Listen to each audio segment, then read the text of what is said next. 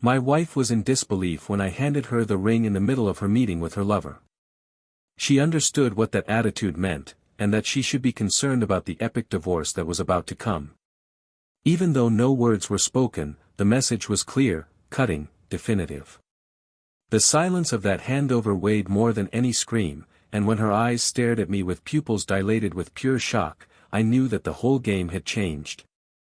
She, who for weeks had rehearsed smiles and caresses as if they were spontaneous, who feigned nocturnal passion while her mind wandered to another body, another presence, thought she had the upper hand, thought I was blind, that love kept me numb. But love, when betrayed, does not turn into blindness, it turns into lucidity, and in my case, it turned into a meticulously calculated strategy to make her fall into her own trap. That ring I handed back, cold in her sweaty palm, wasn't just a broken symbol of a marriage, it was the key that would open the door to the collapse of the life she'd built at my expense. The truth is that no one is prepared for betrayal. The pain comes not only from the act, but from the time you live deceived, thinking that everything was fine, that the kiss was sincere, that the hug was a safe haven. For those who love, betrayal is an emotional mutilation, an amputation of trust without anesthesia. You start to doubt everything, the words spoken, the gestures, even the memories that you once considered sacred. You start to distrust the past as if it had also been contaminated. I am not a perfect man, I never was. But I have always been loyal. I honored every commitment, I was present, I built a home, a story, a family. And in return, she gave me well-rehearsed lies and a fake smile every morning. Finding out wasn't a sudden shock. It was a poison that trickled down slowly, something I tried to deny at first. Small signs, disconnected details, absences disguised as commitments. A different perfume, an unusual rush to leave the house, the light laughter on the cell phone that ended abruptly when I entered the room. Instead of confronting her, I observed. Instead of yelling, I planned. I let her dig her own hole, not knowing that with each step, I was one step ahead. And so it was that, while she laughed at the table in that restaurant with a man who thought he was superior to me, I walked in. Not with anger. With dignity. With control. And when she saw the ring I took out of my pocket and placed in front of her, the expression on her face was the response I expected. That wasn't just the end of the marriage, it was the beginning of the end of the illusion she had created. But the most ironic thing is that she didn't imagine that everything was already sealed before that night. That I had already prepared everything. That the paperwork was ready. That she no longer had any rights to anything. That the accounts had been frozen, that the lawyer had been hired, that the assets were protected with the signature that she herself gave me months before, believing that it was just another gesture of love. She, in her lover's arrogance, thought that the betrayal would be just a secret between the sheets. Little did I know that cheating isn't just physical, it's emotional, it's legal, it's moral. And that betrayals have a price. A price she never imagined she would have to pay. Her lover, sitting next to her, remained motionless, trying to understand if this was a joke or a nightmare. Little did he know that he was also part of the plan. I knew who he was. I knew his name, his profession, his habits, his mistakes. And I knew how to use them. His presence there was no coincidence. It was calculated. I chose that restaurant. I created the opportunity. I guided the script. And he, in his inflated ego, fell like a child. She, who felt in control, saw herself as a disposable piece. And when she looked up at me, speechless, trying to understand how this could be happening, it was too late. Her eyes begged for an explanation, but I didn't give them. The silent pain she felt was an echo of the silence she forced me to swallow every night while she pretended to love me. I wanted her to feel it. The doubt, the loss of control, the shame, the panic. She didn't just lose a wedding that night, she lost the version of herself she believed she was. She learned she wasn't smart enough. That the man she was cheating on wasn't weak, but patient. That he wasn't foolish, but cold enough to let everything happen in its own time. And it was then that, without saying anything else, I walked away from the table, leaving behind two figures who until then had felt invincible, and who now didn't even know where to start rebuilding what they had broken. The sound of the cutlery falling silent, the eyes at the table next to you trying to hide their curiosity, the embarrassed looks of those who witnessed the end of a farce. Time stopped, but for me it continued. From then on, everything would change. But not everything was said yet. Because what she thought was rock bottom was just the beginning of the fall. Betrayal, no matter how cruel, has the power to reveal who we really are. And at that moment, I discovered that I wasn't as fragile as she thought. I discovered that pain has a purpose, it builds better versions of those who feel it. And the best was yet to come. Not for her. Nor for him. But for me. Because while they were dealing with the consequences, I had already begun a new story. And that's exactly what no one imagines, that the greatest revenge is not in the suffering of others, but in one's own rebirth. What she never knew, is that that very day, hours before dinner, I discovered something that would change everything. Something that not even she knew yet. A detail so small, but so decisive, that it would make her lose much more than a wedding. And that's why, even after that dinner, she still hadn't known the worst. Not yet. And that's where the story really begins. Welcome to the channel. Here, we do not support and never romanticize betrayal. The stories you will hear are fictional, but based on situations real and possible, with a single objective, show how betrayal corrodes relationships, destroys families and ruins lives. This is a space for reflection, emotional justice, and endings that carry weight, truth, and consequences. Prepare yourself. You are about to hear a shocking, intense, and unforgettable story. Good story. Jonathan and Claire seem to have won the lottery of life as a couple. In everyone's eyes, they were a couple that time would not wear away, that managed to walk side by side with complicity and charm, even after years of marriage. He, a man with a firm presence and measured speech, a respected corporate lawyer, had the habit of observing the world in silence before acting, as if calculating the impact of each gesture. She, an interior designer, vibrant, creative, full of personality, was seen as the breath of life in their relationship, someone who transformed even the routine into something charming with her aesthetic sensitivity and affectionate way of expressing herself. Together, they formed an almost idealized image of a mature and successful partnership, one of those rare combinations in which love seemed to have learned to survive the passage of time. They had a teenage son, Noah, focused and kind, and a house that looked like something out of a magazine, every corner with a personal touch that reflected the care and history of that home.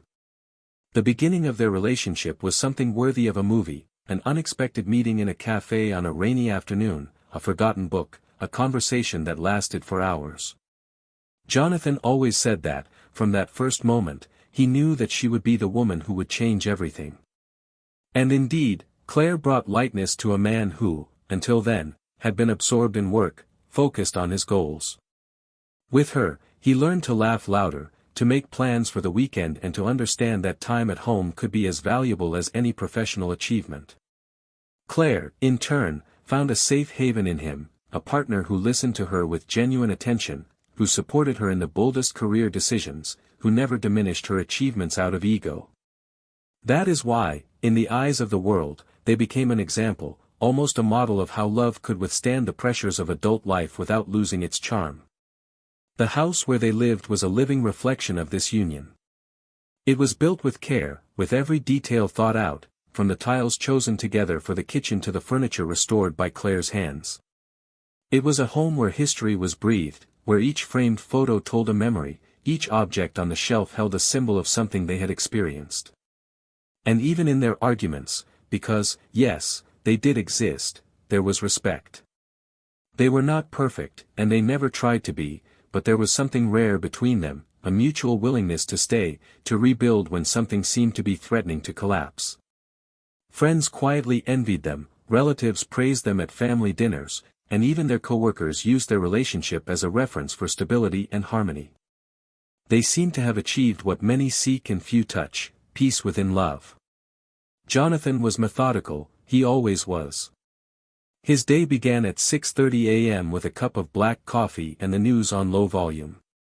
He was a man of solid habits, the kind who still read printed newspapers and wrote down appointments by hand, even with a modern cell phone in his pocket. He used to say that it was in the details that someone's character was hidden, and perhaps that was why he was so attentive to the little things, a misplaced word, an absence of touch, a forced smile. He noticed, but didn't react immediately.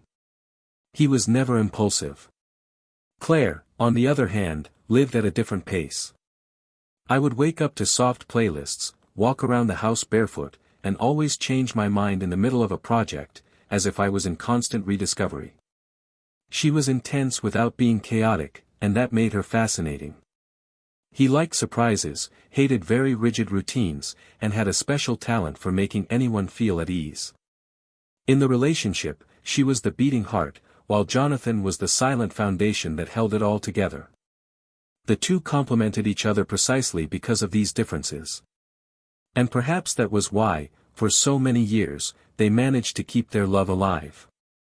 They had their own rituals: Friday dinner with wine and conversation about the week, short car trips to neighboring cities, walks in the park on Sundays. Small traditions that, even when Noah was younger and demanded more of his time, they never stopped cultivating. Their relationship seemed to grow over the years, like a tree with deep roots that withstands the seasons. Claire said that Jonathan was the only man with whom she could be silent and still feel completely heard. Jonathan, in turn, would often get lost watching her when she spoke enthusiastically about a new project, as if he never tired of watching her shine. Despite all this, time, subtle and treacherous, began to alter the dynamics without them noticing. These weren't fights or major failures, but an accumulation of small disconnections. Jonathan began spending more time in the office, dealing with complex cases and demanding clients. Claire, in turn, immersed herself in new partnerships, exhibitions and workshops that made her travel frequently. Noah grew up and became more independent, which made room for the silence between the couple to grow as well. Rituals began to become rare. Sunday walks were replaced by appointments. Friday dinners turned into rushed meals. And the dialogue, which was once so present, became punctual, functional, almost automatic. Still, Jonathan believed it was a phase. For him, adult life required moments like these, and true love was precisely what resisted these more arid periods. Claire, on the other hand, felt a longing she couldn't name, a void that not even professional success could completely fill. Sometimes she looked at Jonathan and wondered if he still saw her the way he used to, if he still saw her as more than just Noah's mother or the woman who ran the house while he devoted himself to work. There were no explicit grievances, but there were doubts. And doubts are dangerous seeds, especially when they are not spoken. It was in this scenario that the first emotional distances emerged. They still slept together, still shared the same bed, but no longer had the same conversations. Jonathan was convinced that everything was under control, that things would soon return to normal, as they always did. Claire, however, began to experience a kind of accompanied loneliness. She spent hours in the studio rearranging objects that were already in place, creating sketches that she never finished, listening to old songs at a low volume. Her restless heart began to look for answers in uncertain places. But even there, in the midst of the silent confusion, there was still love. A dormant love, perhaps. A love that was waiting for a reunion, for a sign. And it was in that invisible gap between routine and discomfort that everything began to change. No explosions, no confrontations, no clear suspicions. Just imperceptible changes in direction, like winds that slowly turn until they change the ship's path. Close friends didn't notice. The family believed that everything was as usual. Noah, still young, was immersed in his own discovery of the world and didn't notice how the connection between his parents was no longer the same. But the changes were there. Little different choices. Longer silences. Touches that stopped happening. The house was still beautiful, dinners were still prepared, trips took place from time to time. But there was something missing. An absence that cannot be named, but that can be felt in the air. An absence that has no sound, but weighs more than any word. And in this absence, the two walked slowly in opposite directions, without realizing that the way back was already further away than they imagined. Time, which had previously been an ally, began to become an uncomfortable reminder of everything that was left unsaid, of everything that was left uncultivated. The relationship, which had started so strongly, now seemed to be balancing on a fine line between custom and hope. Jonathan believed that true love could withstand the test of time. Claire wondered if resistance was enough. And between these two visions, there was a rich, deep and real story. A story like so many, made up of good and bad moments, of sincere gestures and dangerous silences. A story about to change. But no one there imagined that something much bigger was approaching. Something that would put everything in check. Something that would change the way they would look at each other from then on. Because what was coming was not just a change of phase, but a definitive transformation. And, when the truth came out, none of them would be the same. Time seemed to have slowed down inside Jonathan and Claire's house, but not in a romantic way.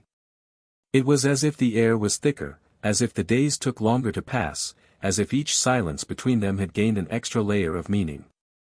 He continued with his meticulous routine, waking up before sunrise, drinking his coffee as usual, reading his newspaper with his eyes wandering more than actually reading, and going to work, where his decisions and analyses were still firm, but where now, at certain moments of the day, his mind wandered home, to herself, to what was no longer being said.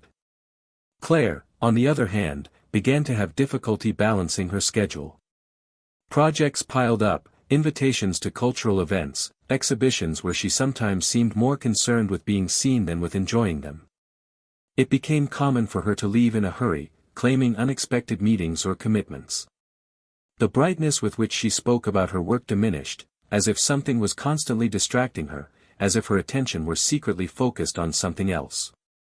Noah, even in his distracted adolescence, began to notice a change in the atmosphere of the house. Dinners, previously full of conversation, were now limited to short questions, carefully chewed over so as not to generate arguments. Jonathan tried hard to keep up appearances, asked questions about school, tried to build bridges with his son, but he always came up against absences, Claire's, his own, and now Noah's, who was beginning to seek refuge in his friends and in his own bubble. The house was no longer the home it once was. The smiles came with effort. The kisses, now formal, given with the coldness of a passionless habit. And behind it all, there was an almost imperceptible tension, a taut string that no one wanted to be the first to break.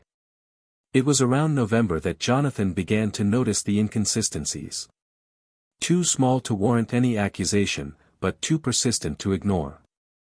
Messages that Claire typed and quickly deleted when he approached, calls that she answered with a different tone of voice than usual, glances that were once warm and now looked away with discomfort. One night, when he arrived early from a cancelled meeting, he found her in the studio, dressed more neatly than usual for the time of day. She was finishing a call, which she ended abruptly when she noticed his presence. She said she was a new client, someone who was interested in a residential project. Jonathan did not contest. Just watched.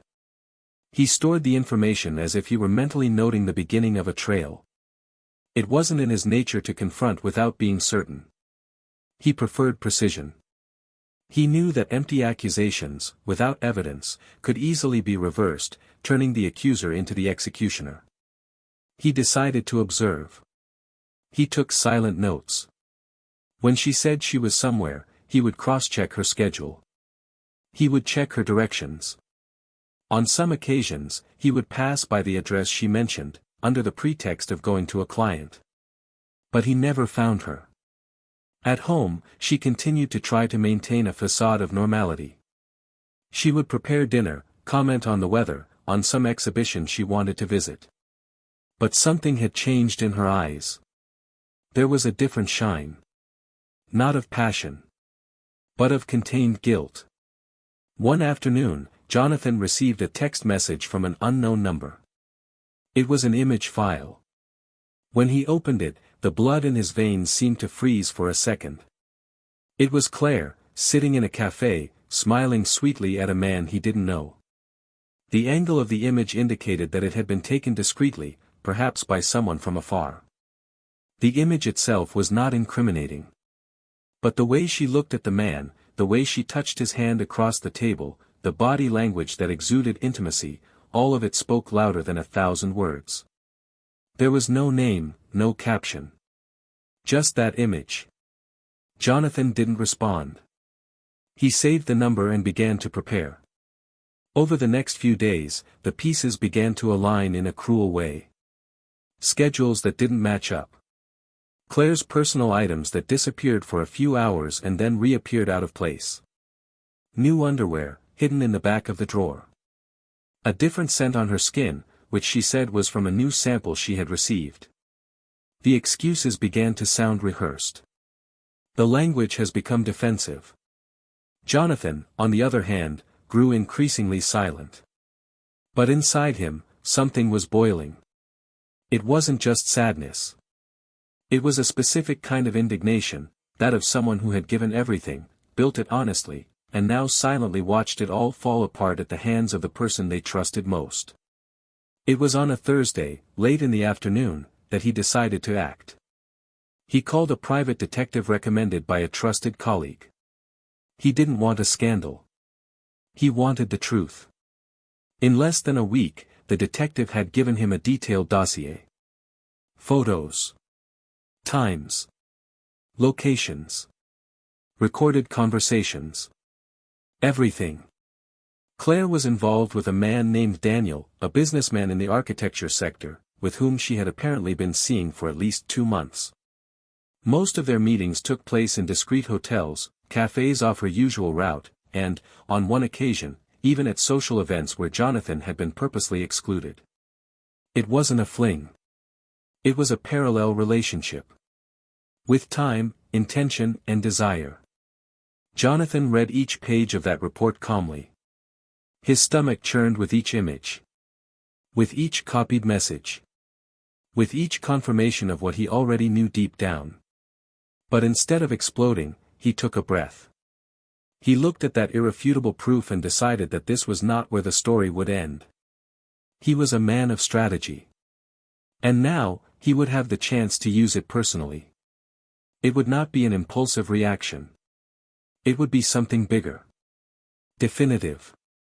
Impossible to be reversed. And she would not see it coming. Because, to Claire, everything still seemed under control. She still thought she was manipulating the pieces discreetly.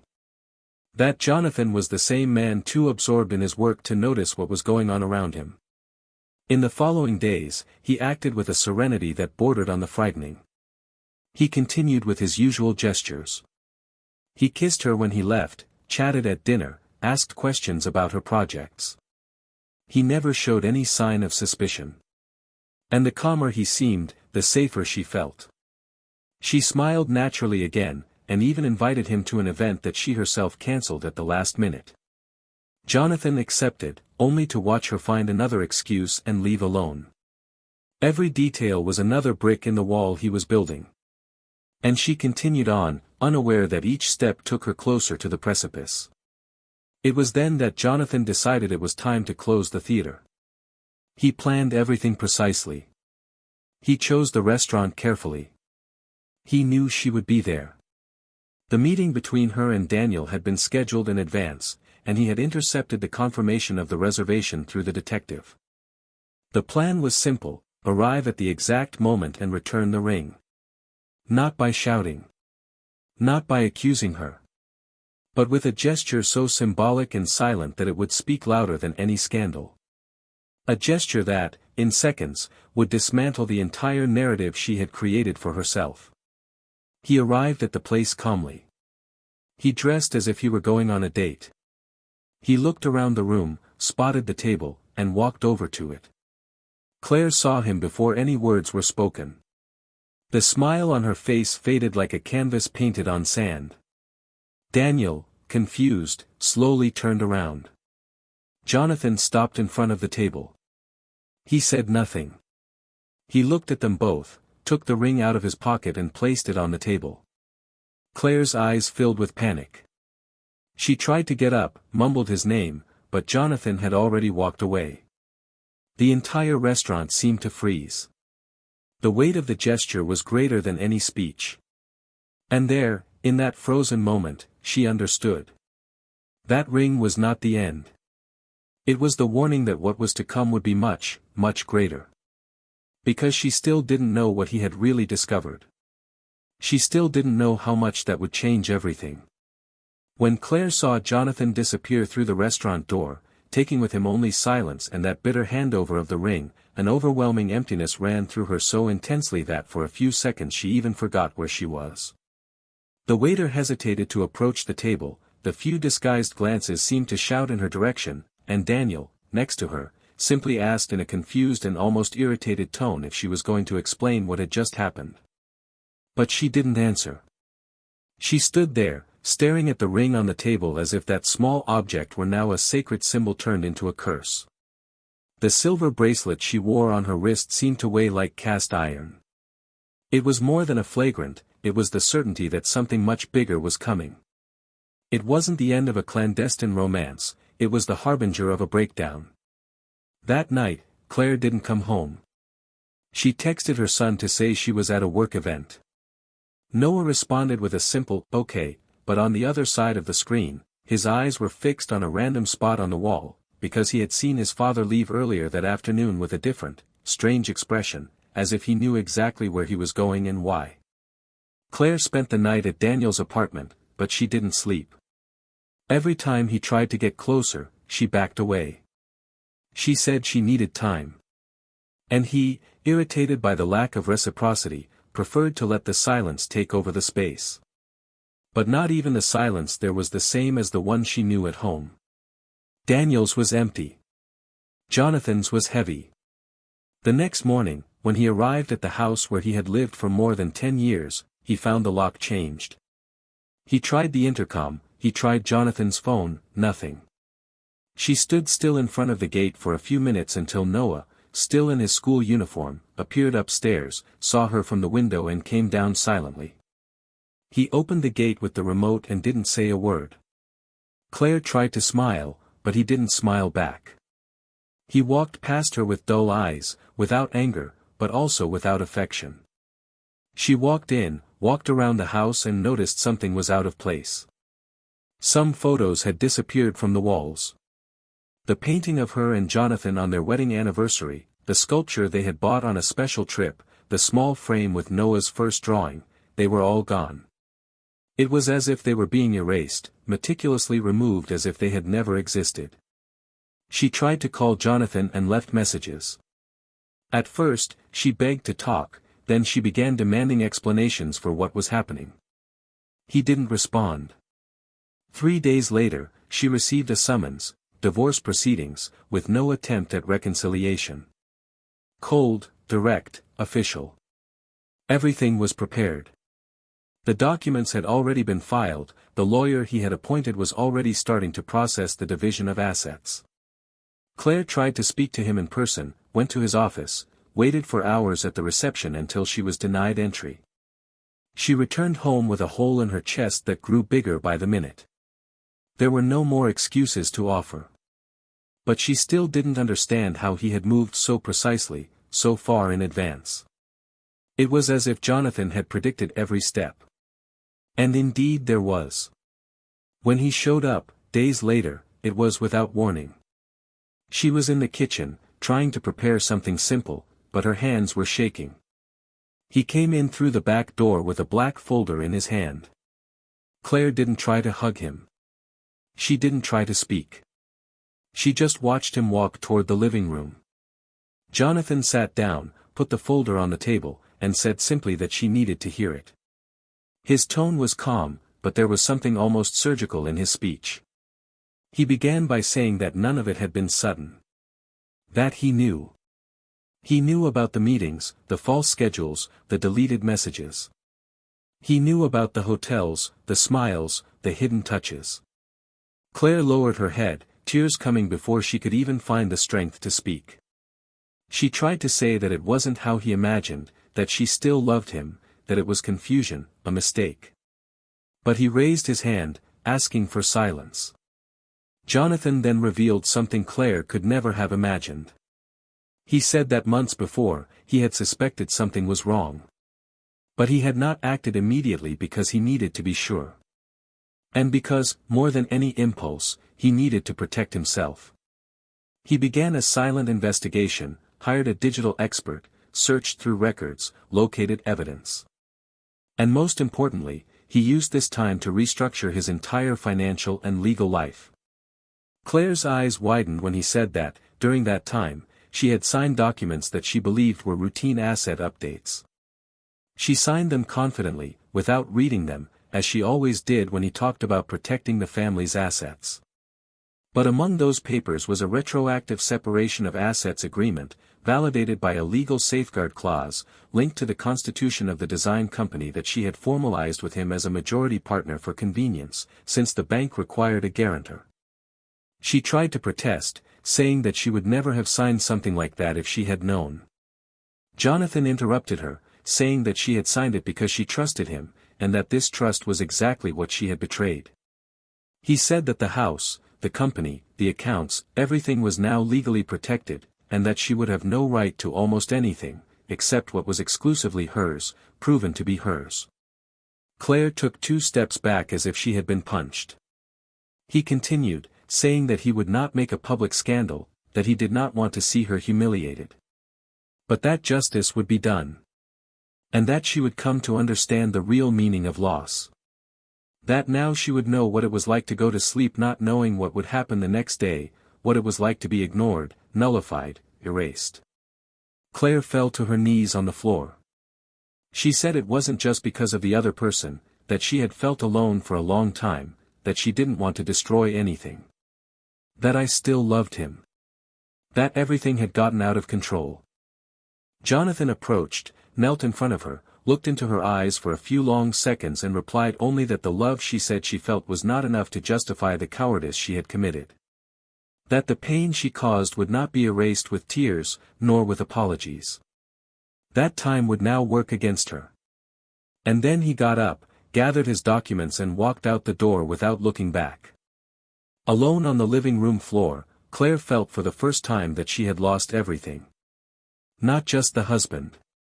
She lost her son's respect, her friend's trust, and the image she had of herself. But what she didn't know yet, was that this wasn't rock bottom. Not yet. Jonathan held something that would change not only her present, but her past. A revelation that would transform not only what she did, but who she was. And that was yet to come. Claire spent the next few days in a state of suspension, as if the world had lost its colors and sounds. Every corner of the house now hurt her like a blade. The paintings removed from the walls had left clearer rectangular marks, evidence of what had once been there and was no longer there. Even the smells had changed. Jonathan's woody scent no longer hung in the air, and in its place was only emptiness, an impersonal odor reminiscent of abandoned rooms. Noah was still there, but he wasn't with her. He avoided the kitchen when she was there, ate lunch out whenever he could, and locked his bedroom door as if an entire world needed to be protected inside. Claire tried to cling to any routine that might rescue a sense of normalcy, but it was all slipping through her fingers. The phone rang less frequently, and the friends who had once seemed so present became silent, distant, almost absent. Shame is a kind of exile that sets in without needing a decree, and she now understood this with every cell in her body. That Friday, the sky seemed to mirror her internal state, dense, cloudy, threatening a storm at any moment. She hadn't been invited to the meeting with the lawyers, but she decided to go anyway. She entered the room with the feigned confidence of someone trying to regain control. Jonathan was already there, sitting with his lawyer and a woman with gray hair tied in a severe bun, his new attorney, who specialized in property and strategic law. Claire sat across from him, facing a man who had once known her most intimate secrets and was now her direct adversary. The formality of the room seemed at odds with the tension between them. She tried to remain calm, tried to view it as a process, something technical, but the emotional weight was too heavy to ignore. "I'm not here to fight," she said, her voice firm. "I'm here because I still believe this doesn't have to be a war. Jonathan did not respond immediately. He just looked at her with the neutral expression of someone who had nothing more to say that wasn't on paper. The lawyer next to him opened the folder, handed a new document to the table and clearly stated that there was an update to the case. Claire flipped through the pages and felt the ground disappear. Jonathan had transferred ownership of the house to Noah's name. Legally, the property where she lived now belonged exclusively to her son. What's more, the design firm she had helped build was being wound up, and the remaining capital would go into a family trust managed by Jonathan himself until Noah came of age. Nothing was illegal. Nothing was cruel. It was just accurate. Cold. Necessary. Is this revenge? She asked, her voice breaking. That's protection, Jonathan replied, without changing his tone. I had to learn to take care of what's mine. You taught me that. Claire dropped the papers on the table, stood up, and left the room before the tears could take over. In the hallway, she sat down on the cushioned bench and took a deep breath. This wasn't just an end. It was a complete reset of what she knew as life. Everything she had built, everything she had planned, was now beyond her reach. And in the midst of it all, what hurt the most was the look in Jonathan's eyes. He didn't hate her. He didn't show anger. It was as if she had become a complete stranger to him. A mistake. A reminder. 3 weeks passed, and Claire found herself living in a small rented apartment. It was simple, poorly decorated, with cold furniture and soulless walls. She slept little and ate even less. Daniel tried to stay close, but she pulled away. She said she needed time, and he, with his ego hurt and his pride inflamed, did not insist. The days dragged on, until she received an unexpected message from Jonathan: "We need to talk. Tomorrow, at 7 p.m. Argento Restaurant." The same message was also sent to Noah. Claire spent the entire day unable to think of anything else. There was something about that choice that made her uneasy. Argento Restaurant was the place where they celebrated their 10th wedding anniversary, the same place where Jonathan had returned the ring a few weeks before. Why go back there? He arrived right on time. Noah was already seated, silent, looking at the menu without really reading it. Jonathan arrived shortly after, dressed in an impeccable dark suit. The waiter led them to a reserved table, set back by wooden panels. The place was quiet, and the ambient noise created an almost solemn feeling. When the three of them were seated, Jonathan opened the briefcase he had brought and took out a small manila envelope. "First of all, I want to thank you for coming." He looked at Claire, then at Noah. "What I have to say today is not easy, but it is necessary." Claire frowned. Noah leaned forward, attentive. Jonathan took a deep breath. "Claire, do you remember when you and Daniel started the company? The early part, when you needed a guarantor for the headquarters contract?" She nodded, confused. "Well," he continued, "at that time, I discovered that Daniel was involved in tax fraud. I didn't tell you because I thought it was something temporary, something in the past. But about 2 months ago, during my personal investigation into your meetings, I discovered something bigger. Daniel used your name to sign a series of illegal documents. He used the company to launder money from real estate clients. All done in your name, with your digital signature." Claire turned pale. She tried to shake her head, but she couldn't find the words. "That doesn't make sense, I never," he whispered. Jonathan slid the envelope toward her. "Here are the receipts. And here," he pulled out another piece of paper, "is the report I sent to the federal police. Yesterday, he was officially subpoenaed. He will be charged with fraud, money laundering, and false information. But you have also been cited. Not as an accomplice, but as jointly and severally liable. Your signature appears on 5 key documents." Noah stood up abruptly. "What?" Claire brought her hands to her face. Tears streamed down before she could try to stop them. "He used you, Claire," Jonathan said, his voice shaking for the first time. He used your trust, your name, your love, if there ever was one. And you, by betraying not only me, but our family, opened that door. You thought you were playing at starting over, but you were being used the whole time. And now you're going to have to answer for it. Did you do this on purpose? She cried out in despair. Did you let him use me? I let you choose, he replied, his tone controlled with pain. And you chose him. I just watched the outcome. Claire slumped in her chair. There was no dignity left to protect. Daniel was gone.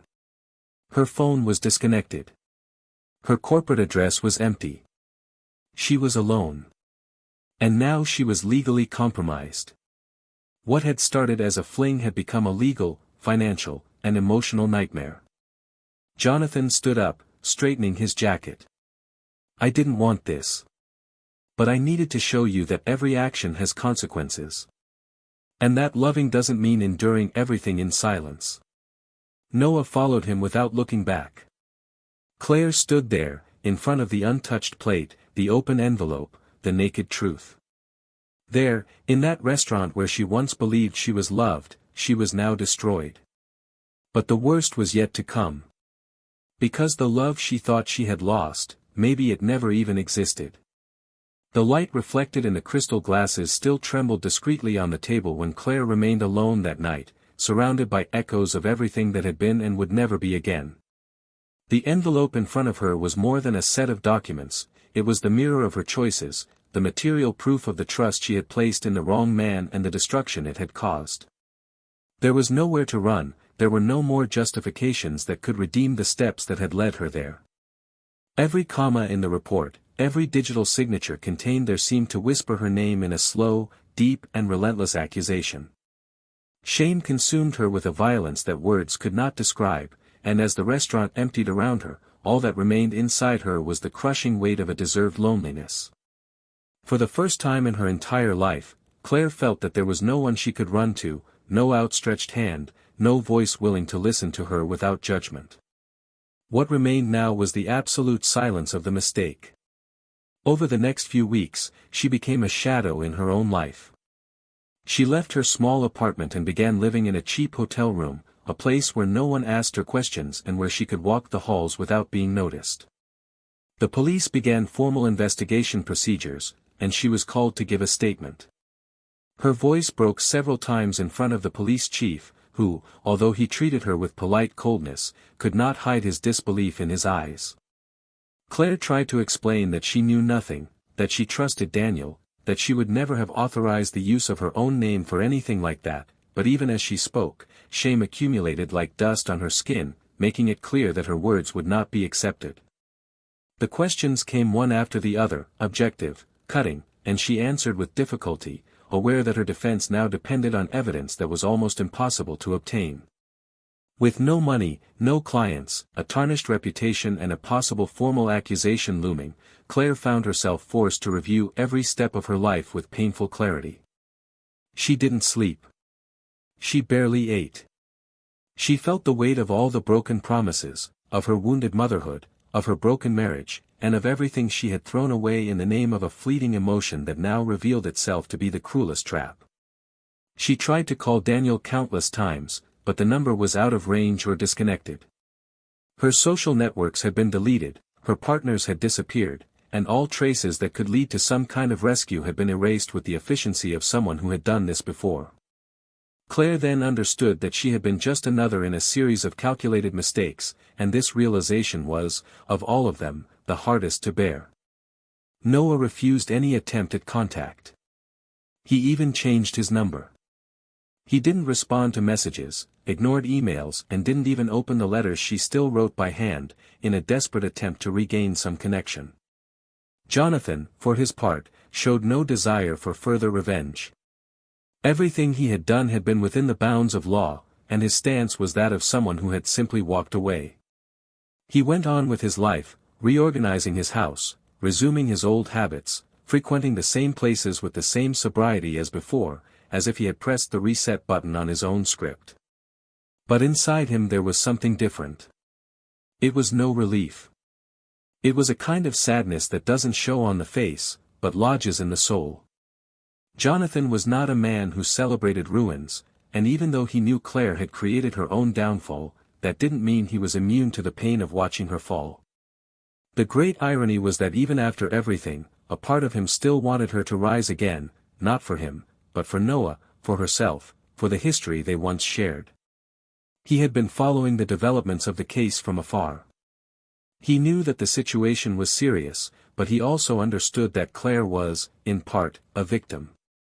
Still, he didn't feel responsible for saving her. He had done everything he could to protect her before, and she had chosen to walk in the opposite direction. The empathy he felt now was not an invitation to reconciliation, but a silent expression of the dignity he had never lost.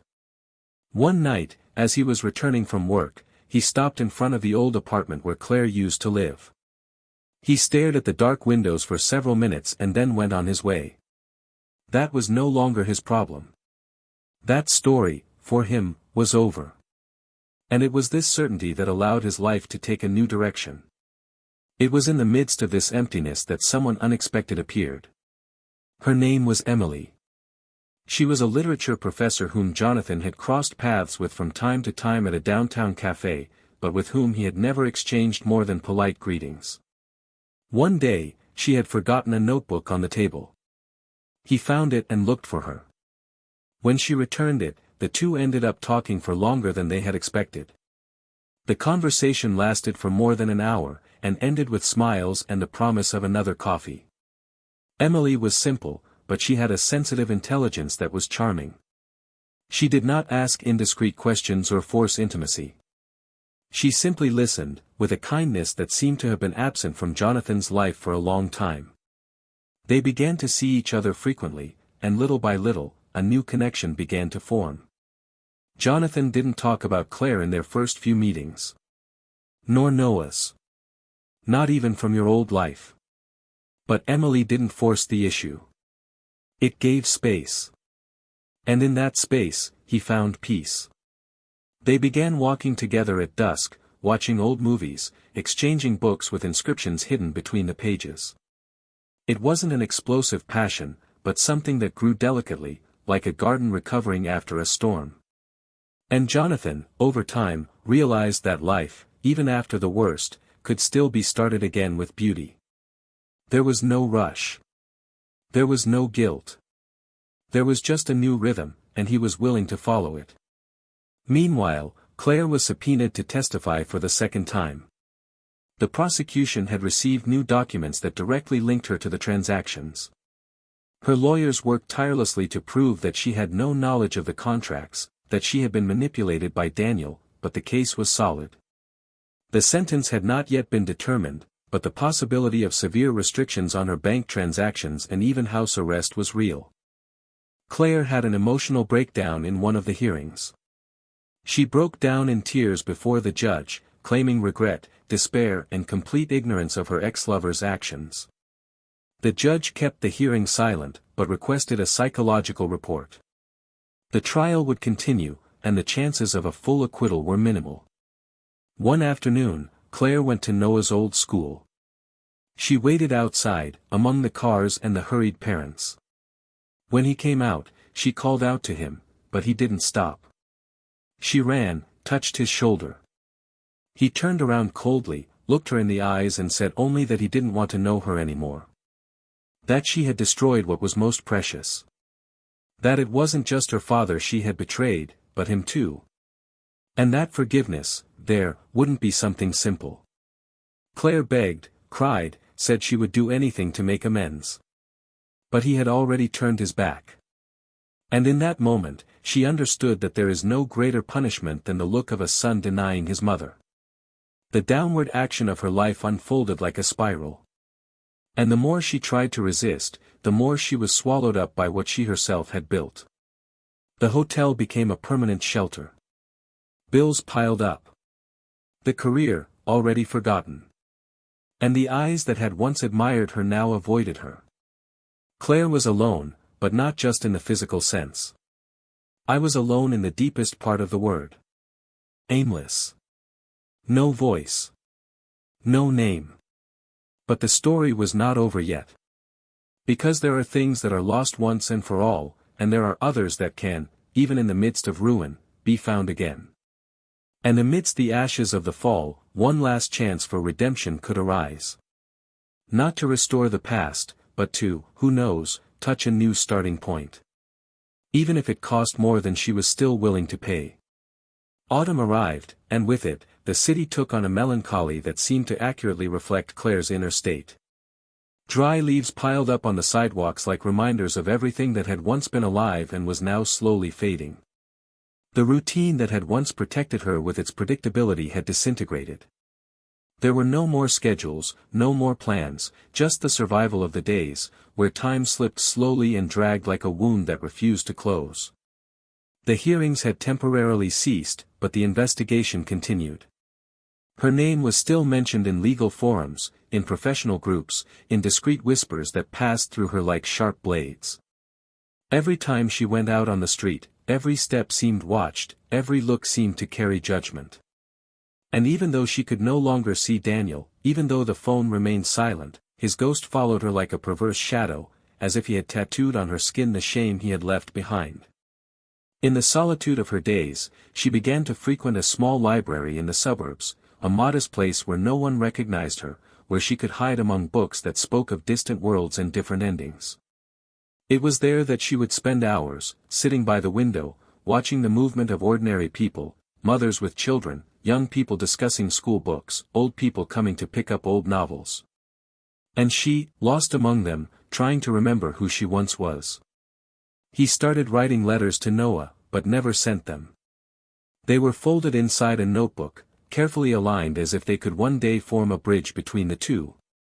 The words she wrote were sincere, sometimes cruel, but always imbued with a painful need to explain herself, to be heard, even in silence. It was during one of these afternoons that she overheard a conversation between two women who were talking about a new literary project at a public school. One of them mentioned a reading and psychological support program for teenagers with a history of family conflicts. Claire, for the first time in a long time, felt a slight awakening within herself, a barely perceptible spark, but one that made her get up and write down the name of the project. A few days later, she found the address, knocked on the door hesitantly, and volunteered. She didn't reveal her story, didn't say who she was, just asked for a chance to help, to listen, to be present. The coordinator, a middle-aged man named Sergio, looked at her with curiosity and suspicion, but in the face of her calm insistence, he agreed to let her observe the sessions for the first few weeks. Dealing with teenagers was not easy. They looked at her with suspicion, as if they saw something she herself could barely hide. But little by little, with kindness and truth, Claire began to create connections. She didn't talk about herself, but she listened attentively. The stories she heard there tore her apart inside: children abandoned by alcoholic parents, girls hurt by broken promises, young people trying to understand why the adult world seemed so contaminated by selfishness. And the more she listened, the more she understood that her own downfall was not just a punishment, but perhaps an opportunity to see the other. And that, however small it was, gave meaning to her days. Meanwhile, Jonathan's life went on, but not without its own complexities. Emily had become a constant and, in many ways, restorative presence. With her, silences were comfortable and dialogues had depth. She didn't try to cure him, nor did she impose herself on the traumas that still inhabited him. He simply offered presence, and that was more than enough. But even in this new love, there were challenges. Jonathan carried scars that sometimes prevented him from opening up completely. At times, he would withdraw emotionally, unable to give himself completely. Emily, sensitive, understood, but she also knew that at some point she would need more than fragments. And Jonathan, with his raw honesty, knew he couldn't keep someone good around if he wasn't willing to dive in too. One rainy night, when they returned from dinner, they sat on the sofa and, between one glass of wine and another, Emily asked, gently but firmly, if he still held a grudge. Jonathan thought for a few seconds, looked out the foggy window and replied that hurt was not the right word, but that love that turns into contempt leaves residues that are not swept away with time, one just learns to live with it. Emily hugged him, and there, in the silence of that night, he realized that perhaps he was ready to let that past rest for good. Meanwhile, at the social project, Claire began to lead small writing workshops with teenagers. He suggested that they write letters to people they have never been able to forgive, or to those they miss the most. The texts she read broke her into pieces, and in response, she began to write as well. Not letters to Noah now, but to herself, to the woman she was, to the wife she betrayed, to the mother she failed. Each word was an attempt to pull himself together, not to go back to who he was, but to discover who he could still become. It was in this context that, months later, Claire received an unexpected visit. It was Sergio, the project coordinator. He brought a formal invitation, a closing event for the workshop series, where the teenagers would read excerpts from the letters they had written and pay tribute to the volunteers. Claire hesitated to accept. The fear of being seen, of being confronted, was still a ghost. But he insisted, saying that her presence was important, that the young people wanted to thank her. And for the first time in a long time, she felt that perhaps she deserved that recognition, even if it was small. The auditorium was full. Parents, teachers, young people. Claire sat discreetly in the third row. One by one, the teenagers came up on stage and read their texts in trembling, sincere voices. There was crying, there was laughter. And then a girl with curly hair and glasses came up on stage with an envelope. She said she had written a letter to someone she didn't know, but who she imagined to be her own mother. She began to read, and as she read the words, Claire realized that the girl was talking about her. Not by name, but by story. By pain. By silent redemption. When the reading ended, the audience applauded. Claire, motionless, could not hold back her tears. For the first time in a long time, someone had given her a voice without accusation. She had transformed her pain into inspiration.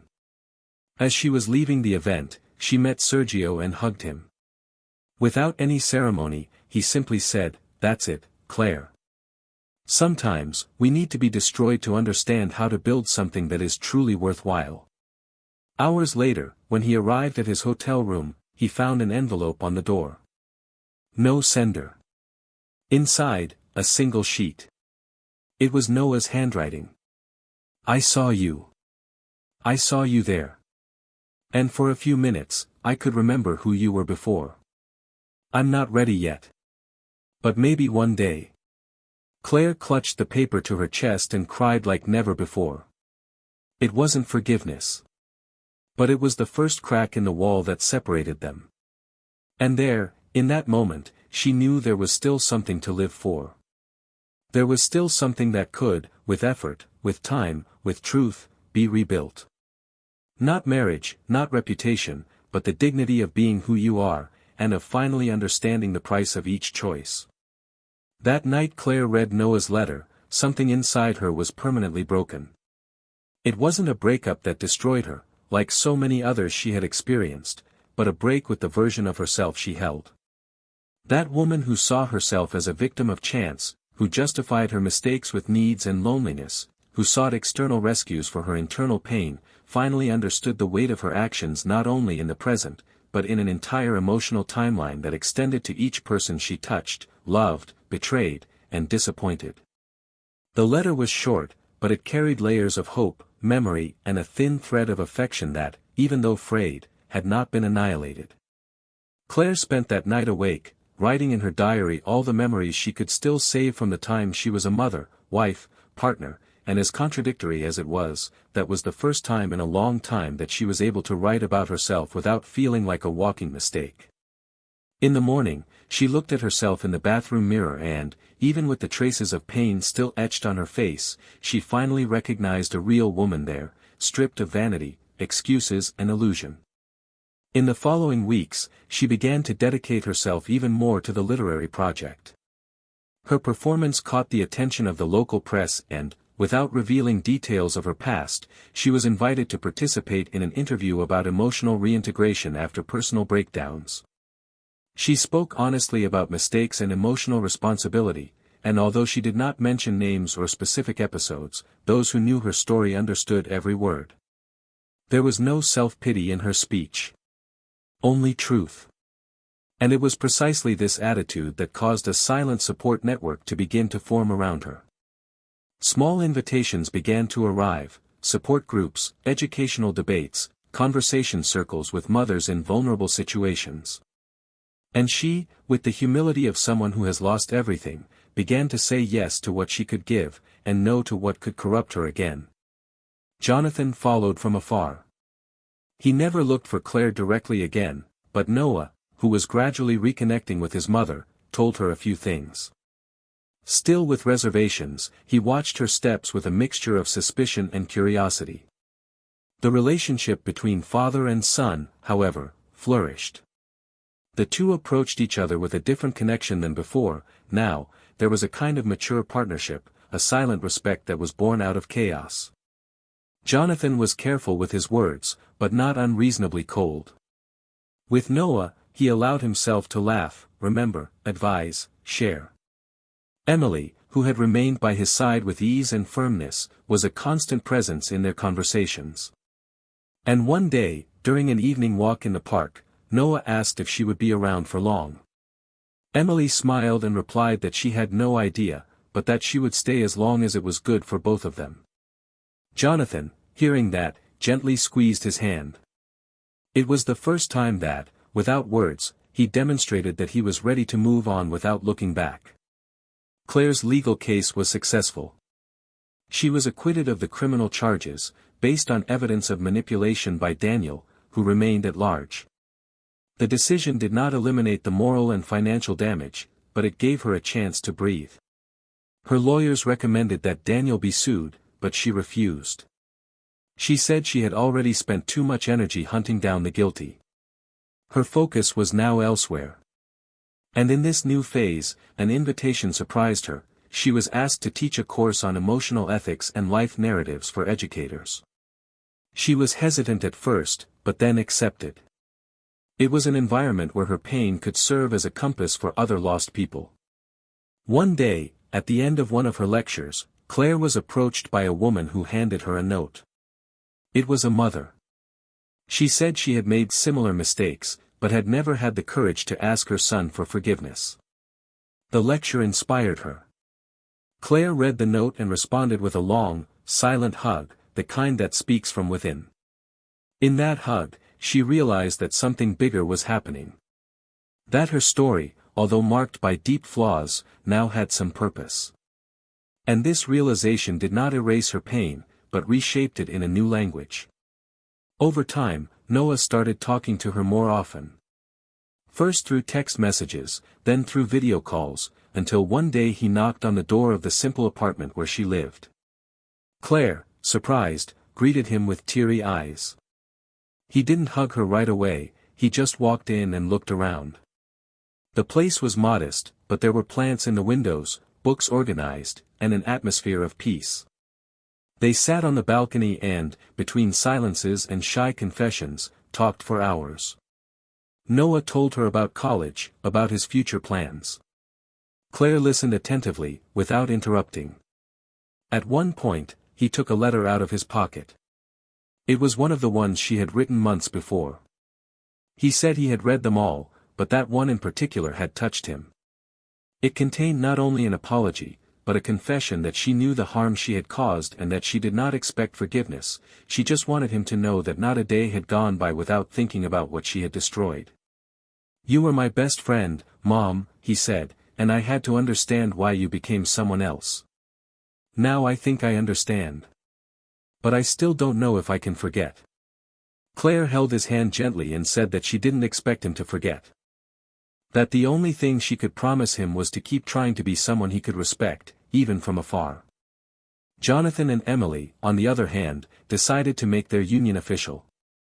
Not with a traditional ceremony, but with an intimate celebration in a remote cabin, among close friends and family. During the ceremony, Jonathan gave a short but meaningful speech. He said that he had learned from his experience that true love is not the kind that blinds, but the kind that sees and still chooses to stay. Emily cried discreetly, and Noah, who was present, was the first to applaud. Claire found out about the wedding through him and, in a symbolic gesture, sent flowers with a one-line letter, "I wish that your love be made of truth, not illusions." And so, each one went their separate ways. Daniel was never found. His name disappeared from the headlines, but the damage he left was eternal. His absence no longer caused fear or anger. It was just the echo of the kind of person who feeds on the destruction of others and then hides in the shadows. Claire never wanted to know about relationships again. Her focus was elsewhere. She became a reference in emotional rehabilitation programs. Her story was told as an example that new beginnings are possible, but they require sacrifice, pain and responsibility. And even though she would never recover everything she lost, she learned to value what she could still build. And so, the story comes to an end. An end that is neither simple nor romantic, but necessary.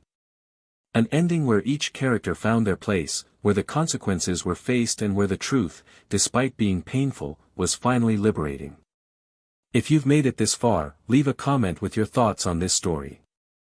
What was the moment that left the biggest impression on you? What decision would you have made? We'd love to hear your thoughts. Don't forget to subscribe to the channel for more intense stories like this one. May this story serve as a profound reflection on the devastating effects of betrayal. It doesn't just destroy love. It destroys identity, trust, and the purest bonds that are built with time and truth. May we understand that every choice has a price. And that, often, those who betray also betray themselves. Always remembering, this channel does not support, defend or romanticize cheating under any circumstances. Here, the moral is clear: betrayal has consequences. And each story is a warning. Until next time.